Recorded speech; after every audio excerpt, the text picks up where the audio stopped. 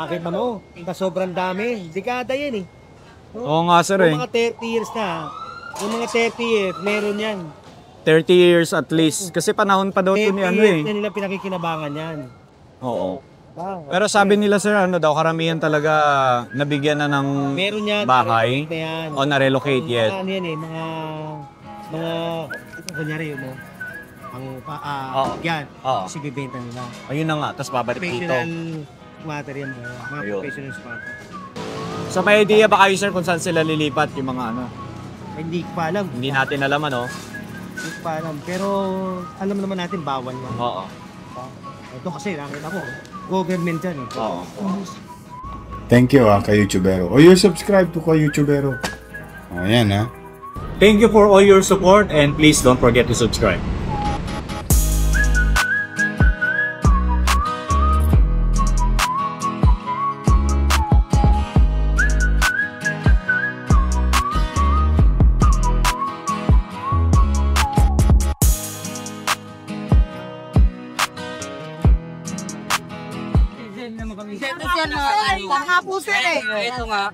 Ito nga, ano natin si Mayor kung anong magandang gagawin sa inyo para pag nakita kayo kung anong ibibigay sa inyo. Siya naman nagsabi sa amin, bitan pa. Di ba?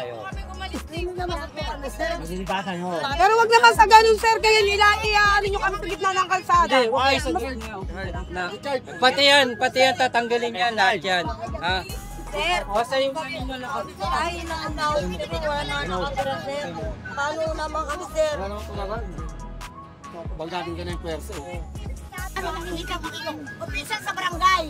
Masinis ang kumpisan sa barangay, wala kami kita. Official dito kahit isa.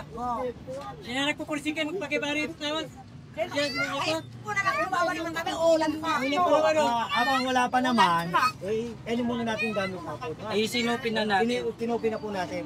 Kasi sigurado pag natapos po, susunod na dito. Ganun lang po.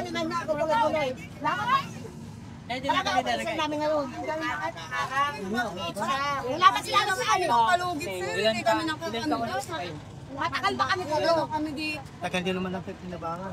Ilan taon na? Ganun dapat.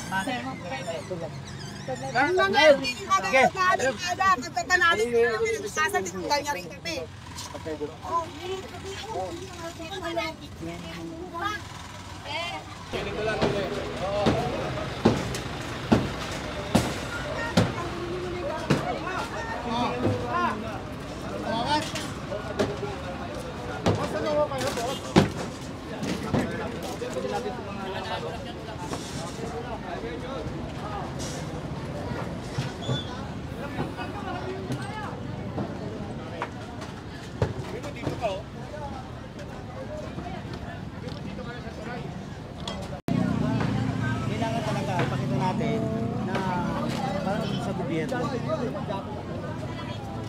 Wala kayo tulba, di ko pwede yan. Wala lang ka nakapagpatawa ba yan? Wala pwede yan.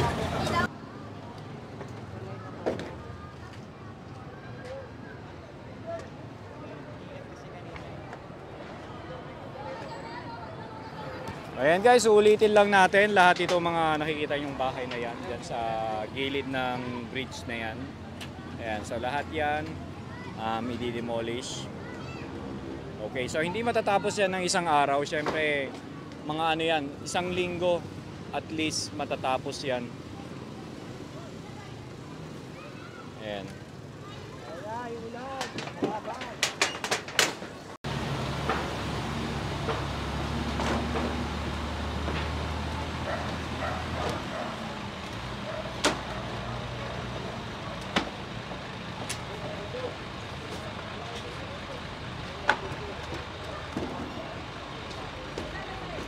So ito yung sinasabi ni General. Ayan. Ginawa nilang bahay. Tapos, ang kuryente, jumper. Kuryente nila? Jumper. Yun. Oo nga no. Okay guys, so ito na yung maraming sasakyan kanina na pinakita ko sa inyo. Ayan, so may iba na kumuha nung mga sasakyan nila. Okay, syempre most of them naman guys binigyan sila ng ticket. Kaya lang itong mga naiwan na ito, wala pa yung mga may-ari and hinihintay pa rin natin sila na dumating. Ayan, kung mapapansin nyo guys, grabe ang luwag. Ang luwag-luwag dito.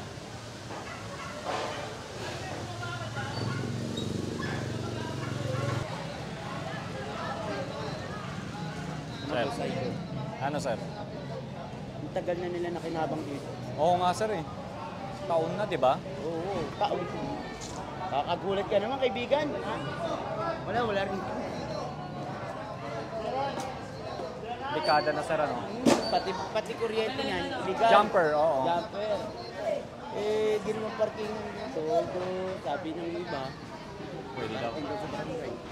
Ayan, mapapansin nyo, talagang nilagyan nila ng kanilang mga gamit sa ibabaw niyan.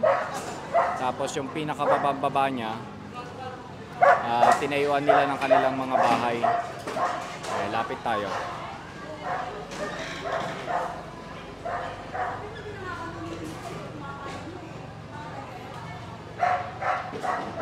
Ayan guys, oh.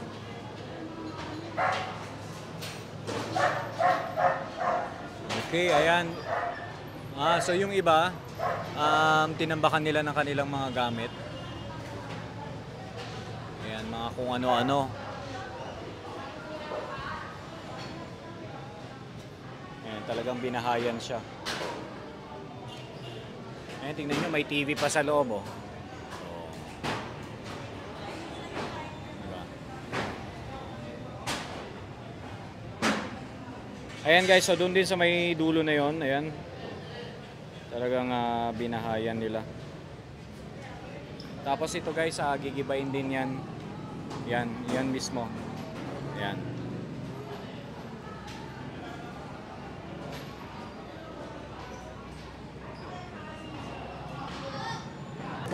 Ay, tignan mo, lalabas yung kalate, yung sasakyan o kotse, oh. Oh, yung kalate niya nandun sa may, yung kalate nandun. Ayan guys, kung mapapansin nyo, merong may sasakyan sa ilalim. Ayan.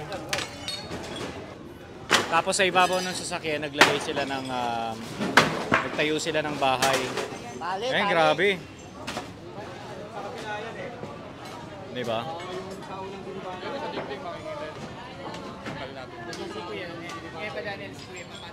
Wow.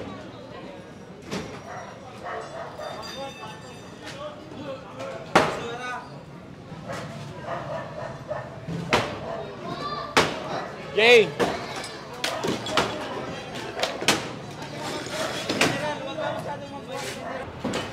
Ayan guys, so kitang-kita na mismo yung loob.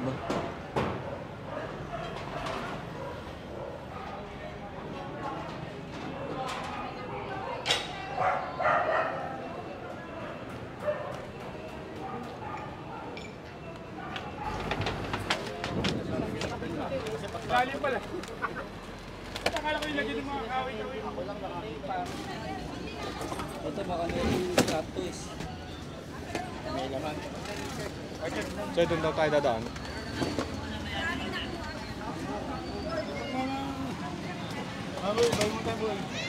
Ayun tayo sa pisina. Ano yung sunog mo?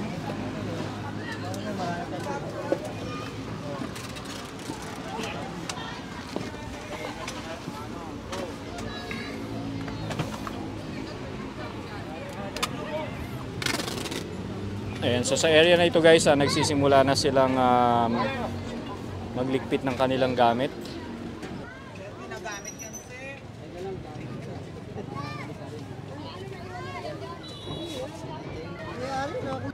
Ayan guys, so ito na yung update natin from yesterday. Ayan.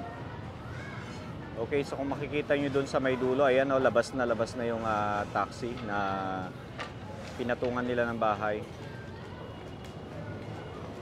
Okay, so puntahan lang natin sina General Sukat.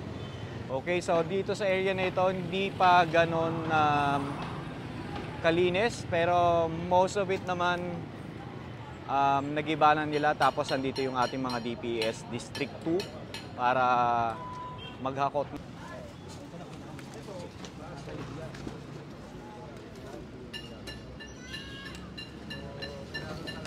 Kailangan matanggal na para hindi na nila May balik. para hindi na lahat doon. Ayun. Kaya inuunti-unti na natin. Kasi yung tinatanggal muna namin yung mga kahoy, yung ibang gamit ng mga nakatira rito na informal settler. Oo. Nadaganan sa loob. Okay. Ayan guys, sa lahat kukunin nila, lalo na yung mga debris.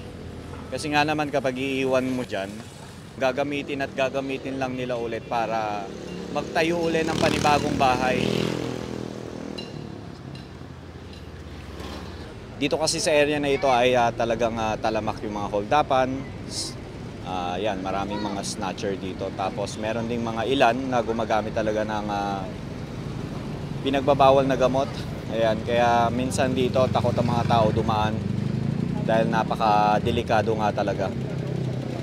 Kaya marami sa inyo ang natutuwa na talagang natanggal itong mga bahay dito. Ayan, so punta lang tayo dito sa unahan guys. Ayan. Okay, so hanggang dito yung ano, kasi dito sa area na ito yung pababa na ng bridge.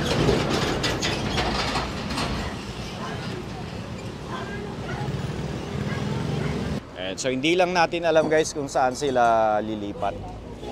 Kung mag-i-squat ba sila ulit or uuwi na sila ng probinsya nila. Kung meron man silang probinsya.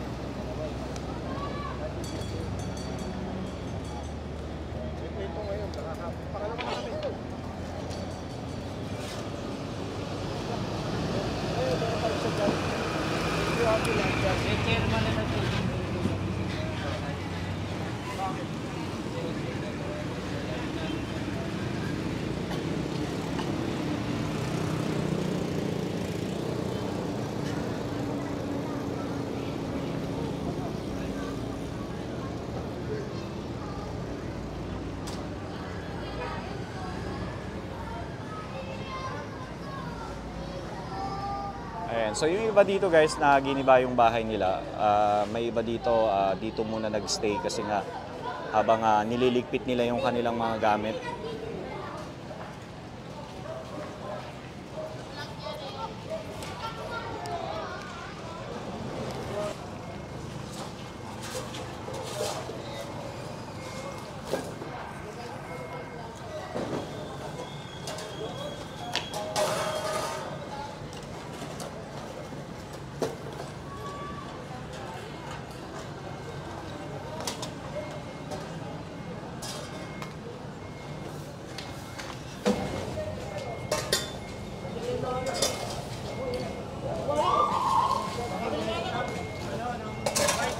Nakita mo, sobrang dami. Dekada yan eh.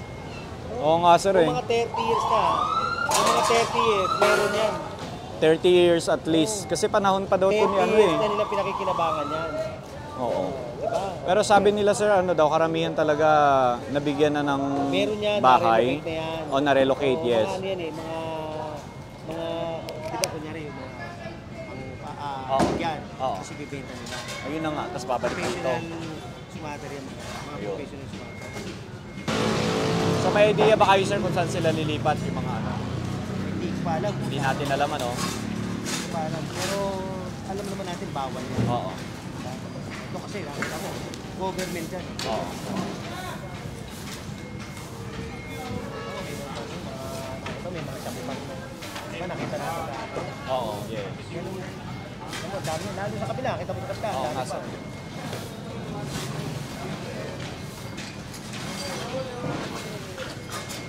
Ayan, so hindi pa natin alam kung saan sila lilipat. Pero sana bumalik na lang sila nga doon sa kanilang probinsya kung saan sila talagang nanggaling.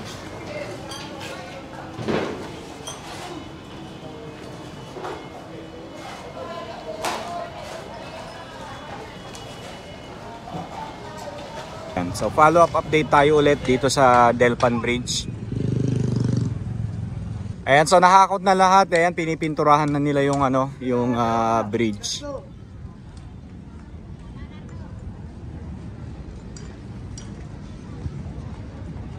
Ayan, ang mga nagpipintura, mga DPWH. Ayan guys, yo, pinipinturahan na siya.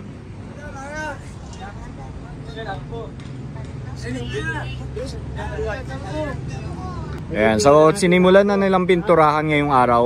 Kahapon talagang kinlear talaga muna nila itong area na ito. Kaya ngayon pinipinturahan na. Sir, akala ko ba iwawash muna?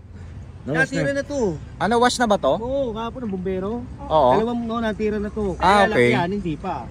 Oo. Pero ito, natira na to kahapon. Mga bandang alas 5. Ah, okay. Ah, na-wash na pala nila ito kahapon. Pininisip ko to. Sakay nandoon, yung mga basura nandoon. No? Tatanggalin pa yun. Tatanggalin. Yan. Tapos yung kabila, ayos. Kabila naman. Yung kabilang side, ayun, pipinturahan siya. Eh, para may update kayo.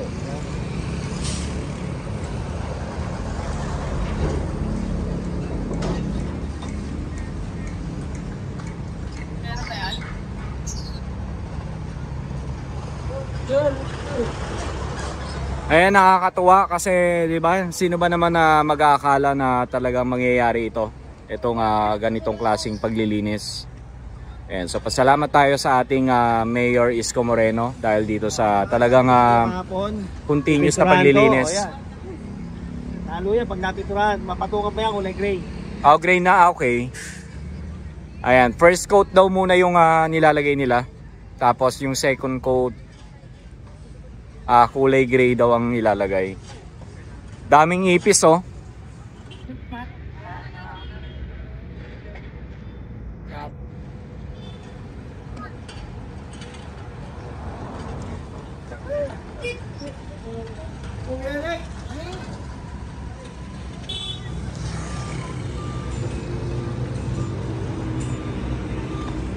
Grabe naman yan. Oh. Ano naman, Oo. Oo. Oo, maagal. Dito na.